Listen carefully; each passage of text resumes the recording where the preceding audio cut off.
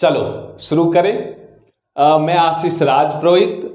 मैं आपको आज कक्षा 8 के लिए बहुत ही बढ़िया टॉपिक जिसका नाम है जीवों में जनन ये पढ़ाऊंगा।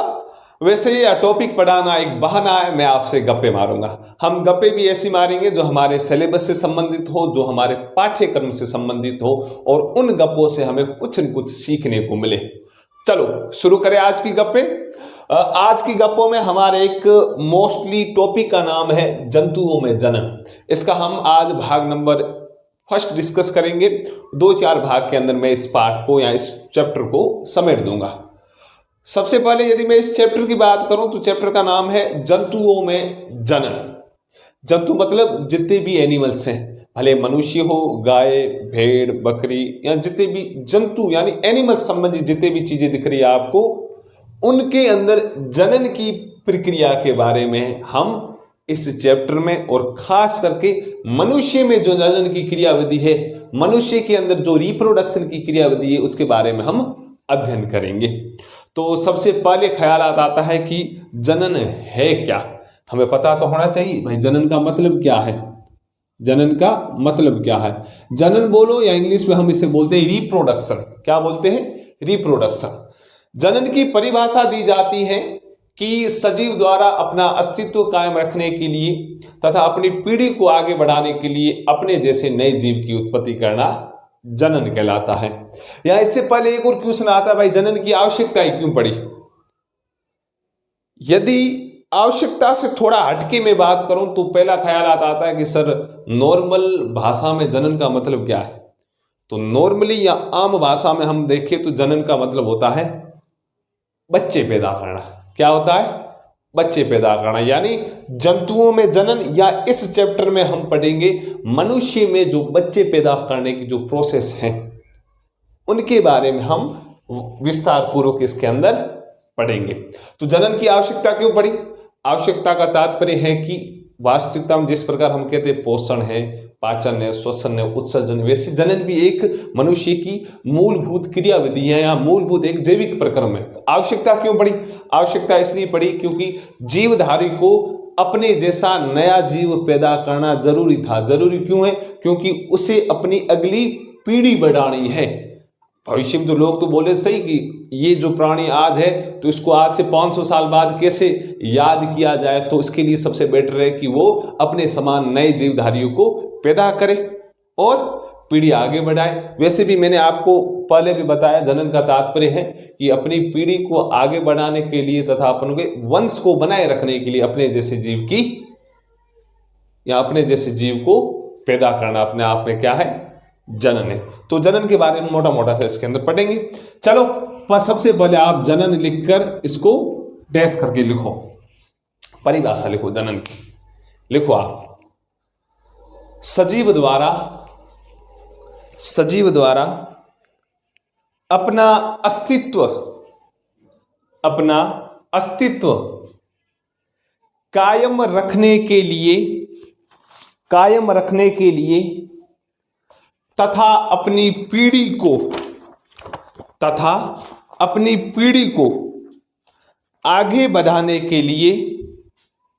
तथा अपनी पीढ़ी को आगे बढ़ाने के लिए अपने जैसे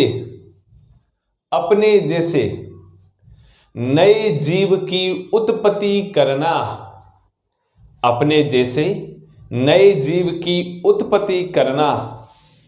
जनन कहलाता है।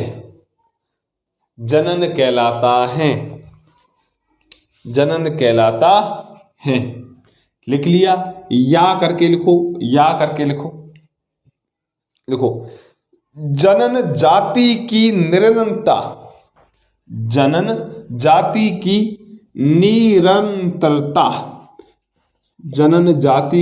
निरंतरता लिख सकते हो, बोर्ड के ऊपर मैंने लिखा है। जनन जाति की निरंतरता बनाने के लिए आवश्यक है।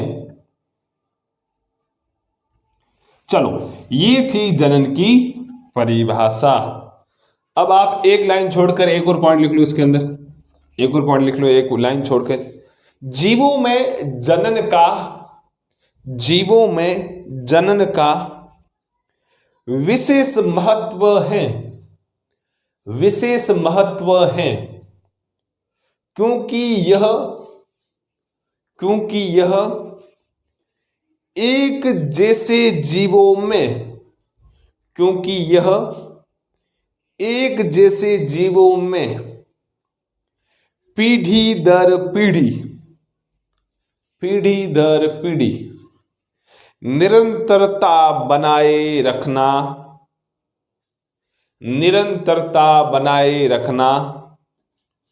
सुनिश्चित करता है।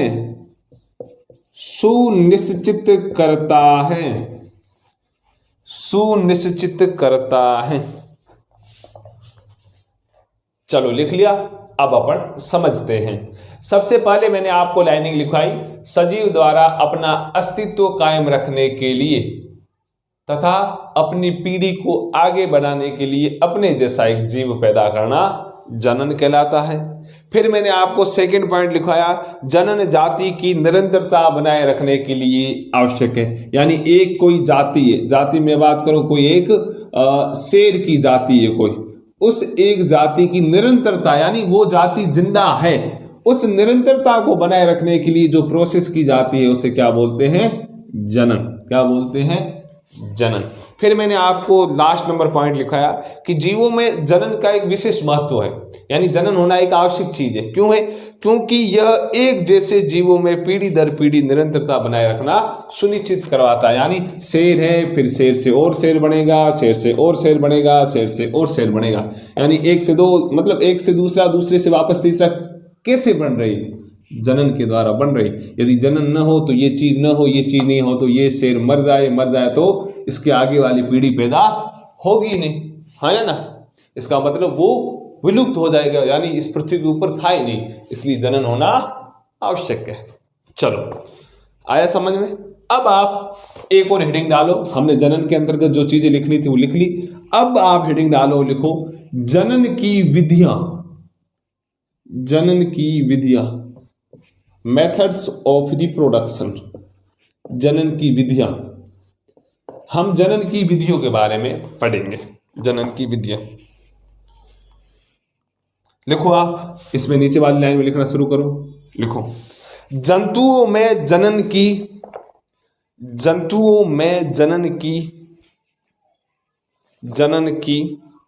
दो विधियां होती हैं। नीचे लिखना शुरू करो। पहली विधि, ऐसे लिखो, मैं लिख रहा हूं, पहली विधि है लैंगिक जनन, दूसरी विधि है अलैंगिक जनन, अलैंगिक जनन। यानी जनन की दो विधियां जंतुओं में पाई जाती है। पहली है लैंगिक जनन, दूसरी है अलैंगिक जनन। अलैंगिक जनन, ये ध्यान रखना, पूछा जाता है कि मनुष्य में जनन की कितनी विधियां पाई जाती है? दो पाई जाती है। कौन कौन सी? लैंगिक और अलैंगिक। लिख लिया? अब आओ आप बोर्ड के ऊपर, ये लिख लिया। अब आप एक लाइन छोड़ के एक वापस एक नंबर हेडिंग डालो, लैंगिक जनन। लैंगिक जनन यानी हम इसके अंदर लैंगिक जनन के बारे में पढ़ेंगे कि यह क्या होता है। और ध्यान रखना, जो परिभाषा लिखवा रहा हूं तारा लगा देना, पूछी जाती है कि लैंगिक जनन किसे कहते हैं, तो आपको आना चाहिए।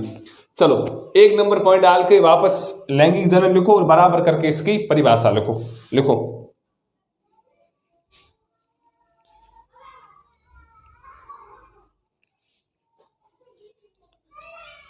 जनन का वह प्रकार जिसमें नर तथा मादा युग्मक का, जिसमें नर तथा मादा युग्मक, युग्मक में बोर्ड के ऊपर लिख रहा हूं, जिसमें नर तथा मादा युग्मक, जिसमें नर तथा मादा युग्मक का संलयन होता है। संलयन में बोर्ड के ऊपर लिख रहा हूं, का संलयन होता है, का संलयन होता है। कोमा लगा लिखो, लैंगिक जनन कहलाता है। लैंगिक जनन कहलाता है।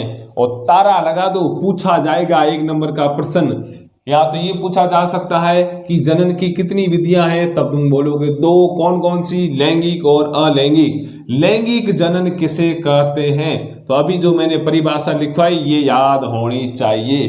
किसे बोलते हैं, किसे कहते? बोलो। जनन के इस प्रकार में, या जनन का वह प्रकार जिसमें नर तथा मादा युग्मक का संलयन होता है।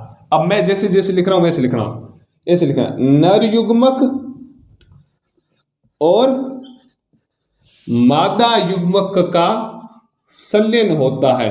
यानी नर और मादा युग्मक आपस में मिलते हैं। इसमें नर और मादा युग्मक इसमें मिलते हैं, यानी उनका संलयन। संलयन का मतलब क्या है? संलयित होना यानी मिलना। संलयन होता है जिसके फलस्वरूप क्या बढ़ता है? युग्मक बढ़ता है। क्या बढ़ता है? युग्मक। ये लिख लो आप, नर युग्मक और मादा युग्मक दोनों का संलयन होता है और युग्मक बढ़ता है। इस प्रकार के जनन को हम बोलते हैं लैंगिक जनन। क्या बोलते हैं? लैंगिक जनन। तो ये लिख लो आप, लैंगिक जनन। यहां तक लिख लो, इंपॉर्टेंट है, पूछा जाता है। जनन का वह प्रकार जिसमें नर युग्मक और मादा युग्मक संलयित होते हैं या मिलते हैं और जिसके फलस्वरूप युग्मक बनता है, उसे हम क्या बोलते हैं? लैंगिक जनन। लैंगिक जनन। चलो लिख लिया, मैं मिटा रहा हूं। अब आप सोच रहे होंगे सर ये नर युग्मक क्या होता है और मादा युग्मक क्या होता है, हाँ या ना? तो अब आप लिख लो, तारा लगा देना और ध्यान रखना जब तक जिंदा हो तब तक ऐसे लिखो, नर युग्मक, नर युग्मक बराबर करके लिखो शुक्राणु। यानी जो शुक्राणु पाया जाता है जिसे हम बोलते हैं स्पर्म। क्या बोलते हैं? स्पर्म। ये शुक्राणु अपने आप में कहलाता है नर युग्मक। तो सर मादा युग्मक, मादा युग्मक, मादा युग्मक अपने आप में होता है अंडाणु। क्या? अंडाणु, जिसे हम अंडाणु भी बोलते हैं, जिसे हम बिंब भी बोलते हैं, जिसे हम इंग्लिश में बोलते हैं ओवम, AVUM। एग नहीं बोलते, जिसे हम साइंस की भाषा में इंग्लिश में ओवम बोलते हैं। क्या बोलते हैं? ओवम। सॉरी, बिंब नहीं, डिंब बोलते हैं। मैंने बिंब लिखवा दिया। या मादा युग्म क्या होता है? तुम ऐसे करो, ऐसे लिख लो, अंडाणु। अंडाणु या ऐसे डिंब बोला जाता है। डिंब तो बहुत कम लिखा हुआ होता है, लेकिन डिंब है, बिंब नहीं है, डिंब है। इंग्लिश में क्या बोलते हैं? ओवम। और शुक्राणु को इंग्लिश में क्या बोलते हैं? स्पर्म। तो ये ध्यान रखना है। और भले तारा लगा दो, आपको पूछा जाए नर युग्मक, तुम बोलोगे सर शुक्राणु। मादा युग्मक, तो इसका मतलब अंडाणु। ये दोनों मिलते हैं, मिलने के बाद युग्मक बनता है, युग्मक के बाद बच्चा मिलता है, है ना? चलो ये लिख लो आप, ये लिख लो, याद रखना है। नर युग्मक क्या होता है? तब तुम बोलोगे सर शुक्राणु। मादा युग्मक क्या होता है? तब तुम बोलोगे अंडाणु। लिखा? चलो अब थोड़ा और हम आगे बढ़ते हैं। अब थोड़ा हम और आगे बढ़ते हैं। ये मैं मिटा रहा हूं, ये मैं मिटा रहा हूं। चलो आगे आप लिखो नर जनन तंत्र। एक हेडिंग डालो, एक लाइन छोड़ के। अब हम पढ़ेंगे नर जनन तंत्र, यानी नर में कौन कौन से भाग पाए जाते हैं जो जनन यानी बच्चे पैदा करने में सहायता करते हैं, उनके बारे में अब हम पढ़ेंगे। नर जनन तंत्र। चलो इसमें आप लिखना शुरू करो। मैं बोल रहा हूं वैसे वैसे लिखते जाओ, फिर समझाऊंगा। लिखो इसमें नर जनन अंगों में, सॉरी नर जनन अंग लिखो, तंत्र मत लिखो। ऐसे होता तो दोनों एक ही है, फर्क तो कुछ नहीं। ऐसे लिखो नर जनन अंग, मतलब कौन कौन से अंग है जो जनन में भाग लेते हैं, नर के अंग। तो इसमें आप लिखो, लिखो इसमें आप नर जनन अंगों में, नर जनन अंगों में, नर जनन अंगों में एक जोड़ा वृषण, एक जोड़ा वृषण। लिख लोगे? मैं बोर्ड के ऊपर लिख रहा हूं, शिट यार। एक जोड़ा वृषण मैं लिख रहा हूं, एक जोड़ा वृषण ऐसे लिखना है। एक जोड़ा वृषण, कॉमा, आगे लिखो 2 शुक्राणु नलिका, 2 शुक्राणु नलिका, दो शुक्राणु नलिका तथा एक शीषण कोष्ठ में लिख लो लिंग, होते हैं। यानी आपको पूछा जाए कि नर जनन अंग कौन से है, तब तुम बोलोगे एक जोड़ा वृषण, दो शुक्राणु नलिका, एक शीषण, ये तीनों कहलाते हैं नर जनन अंग। फिर खड़ी पाई लगाकर नई वाली लाइन में लिखो और तारा लगा दो। नई वाली लाइन से लिखना शुरू करो। वृषण नर युग्मक उत्पन्न करते हैं। वृषण नर युग्मक उत्पन्न करते हैं। नर युग्मक मतलब शुक्राणु। वृषण नर युग्मक उत्पन्न करते हैं जिन्हें शुक्राणु कहते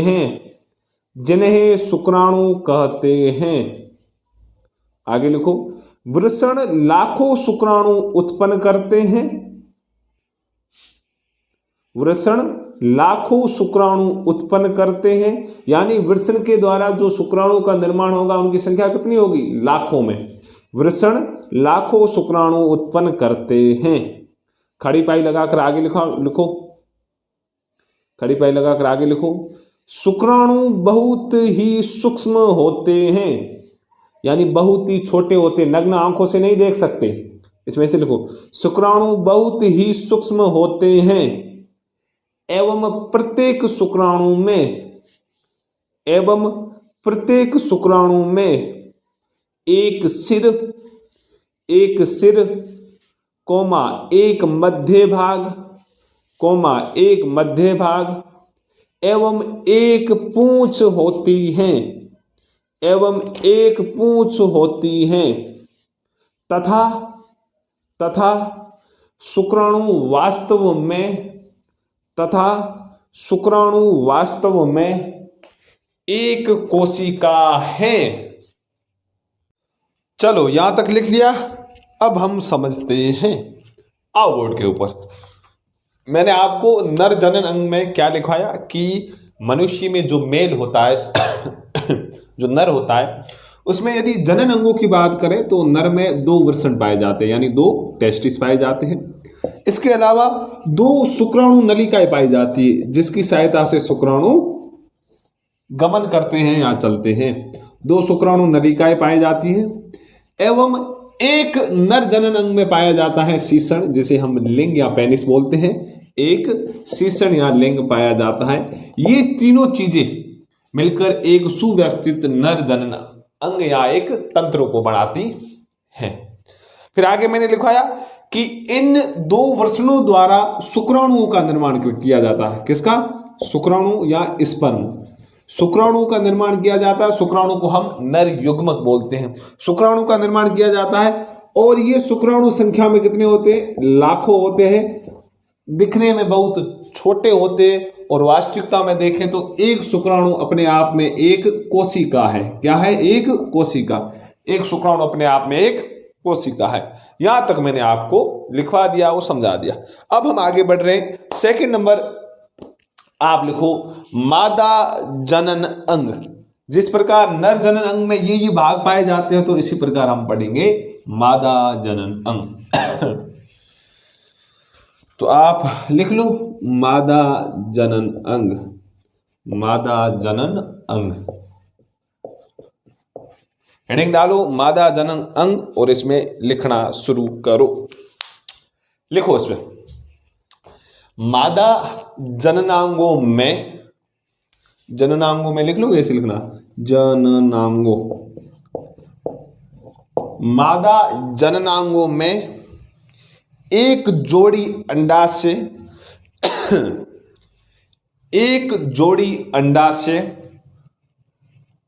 कौमा अंडवाहिनी तथा गर्भाशय होता है। खड़ी पाई लगाकर आगे लिखो। अंडाशय मादा युग्मक उत्पन्न करता है, या ऐसे लिखो अंडाशय मादा युग्मक उत्पन्न करते हैं। अंडाशय मादा युग्मक उत्पन्न करते हैं जिसे अंडाणु कोष्ठक में लिख लो डिंब, कोष्ठक में लिख लो डिंब कहते हैं। आगे लिखो, स्त्रियों में प्रति महीने दोनों अंडाशयों में से किसी एक अंडाशय से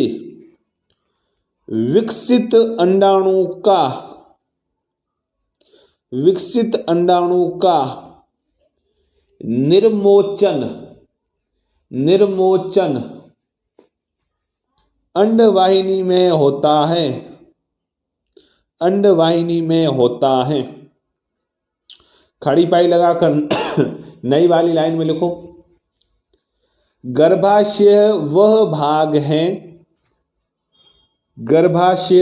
भाग है जहां शिशु का विकास होता है। खड़ी पाई लगाओ और नई वाली लाइन में लिखो, शुक्राणु की तरह अंडाणु भी एकल कोशिका होता है। चलो लिख लिया, आओ बोर्ड के ऊपर समझते हैं। अब हम समझ रहे हैं मादा जनन अंग, यानी जो फीमेल होती उनमें अंदर या उनके अंदर कौन कौन से अंग होते हैं जो जनन की प्रक्रिया में भाग लेते हैं। मैंने इसमें लिखा है, मादा में यदि जननांगों की बात करें, एक जोड़ा इनमें पाया जाता है अंडाशय। क्या? अंडाशय। एक जोड़ा का मतलब 2 अंडाशय होते हैं मादाओं में। ये अंडाशय अंडों को बनाए रखते हैं या अंडे इनके अंदर रहते हैं। इसके अलावा इनमें अंडवाहिनी पाई जाती है। क्या पाई जाती? अंडवाहिनी। जिस प्रकार 2 शुक्राणु नलिकाएं थी तो इनमें होती है अंडवाहिनी पाई जाती, तथा एक पाया जाता है गर्भाशय। गर्भाशय से नॉर्मली आप समझ सकते हो, गर्भाशय एक ऐसा स्तर होता है जहां पर शिशु पलता है या भ्रूण जहां पर पलता है। गर्भाशय जो बच्चा होता है उसी के अंदर होता है, तो गर्भाशय। फिर आगे लिखवाया, अंडाशय मादा युग्मक उत्पन्न करते हैं, यानी जो अंडाशय होता है ये क्या बनाता है? मादा युग्मक। मादा युग्मक का मतलब अंडाणु या बिंब या डिंब। क्या? डिंब। यानी यदि आपको पूछा जाए मादा युग्मक का नाम बताओ, तब तुम बताओगे अंडाणु। नर युग्मक का नाम, तब तुम बताओगे शुक्राणु। नर युग्मक का निर्माण कहाँ होता है, तब तुम बताओगे वृषण के अंदर। और मादा युग्मक यानी अंडाणु का निर्माण कहाँ होता है? अंडाशय के अंदर। किसके अंदर? अंडाशय के अंदर। फिर आगे लिखा है कि स्त्रियों में प्रति मास यानी हर महीने में दोनों अंडाशय, 2 अंडाशय होते हैं स्त्रियों में, 2 अंडाशय होते हैं। एक अंडाशय के दोनों में से एक अंडाशय में से एक अंडा बाहर की ओर आता है। यानी स्त्रियों में प्रति मास या प्रति महीने दोनों अंडाशयों में से किसी एक अंडाशय में एक विकसित अंडाणु निर्मोचित होता है। निर्मोचित का मतलब है मुक्त हो जाता है। और कहाँ आता है वो? अंडवाहिनी में। किसमें आता है? अंडवाहिनी में आता है। फिर वहां पे शुक्राणु जाता है, इसको फर्टिलाइज कर देता है, जिसके बारे में हम कल पढ़ेंगे। फिर आगे है, गर्भाशय वह भाग होता है जहां शिशु का विकास होता है। गर्भाशय किसके अंदर होता है? स्त्री के अंदर। गर्भाशय वो भाग होता है जहां पर शिशु का विकास होता है, यानी 9 महीने तक शिशु यही रहता है, जिसे हम देसी भाषा में क्या बोलते हैं? बच्चादानी। क्या बोलते हैं? बच्चादानी। तो विकास होता है। जिस प्रकार शुक्राणु अपने आप में एकल कोशिका है, उसी प्रकार ये अंडाणु अपने आप में क्या है? एक एकल कोशिका। आया समझ में? चलो आगे बढ़ते हैं। आगे आप लिखो, नया सा हेडिंग डाल दो आप। आगे यहां तक लिख लिया, अब एक लाइन छोड़ के नया सा हेडिंग डाल लिखो, निषेचन। निषेचन सबसे इंपॉर्टेंट है, ध्यान रखना आपको। निषेचन, निषेचन, निषेचन एक हेडिंग डालो और इसमें लिखो निषेचन की परिभाषा याद करनी, कल मैं पूछूंगा आती क्लास के अंदर। लिखो आप निषेचन, इसके अंदर लिखना शुरू करो। लिखो नर तथा मादा, नर तथा मादा युग्मकों के केंद्रकों का संलयन, नर तथा मादा युग्मकों के ऐसे लिखना, नर तथा मादा युग्मकों के, नर तथा मादा युग्मकों के केंद्रकों का संलयन, केंद्रकों का संलयन, संलयन का मतलब मिलना, संलयन का मतलब मिलना, केंद्रकों का संलयन, नर तथा मादा युग्मकों के केंद्रकों का संलयन निषेचन कहलाता है, निषेचन कहलाता है।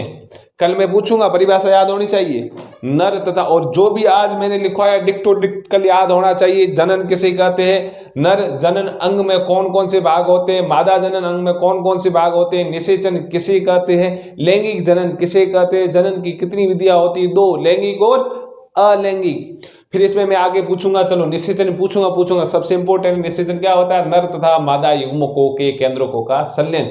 नर युग्मक, तब तुम बोलोगे सर शुक्राणु कहां बनता है, सर वृषण के अंदर बनता है। मादा युग्मक, तब तुम बोलोगे अंडाणु या डिंब कहां बनता है, अंडाशय के अंदर। ये ध्यान रखना है, सबसे इंपॉर्टेंट बढ़िया चैप्टर वैसे।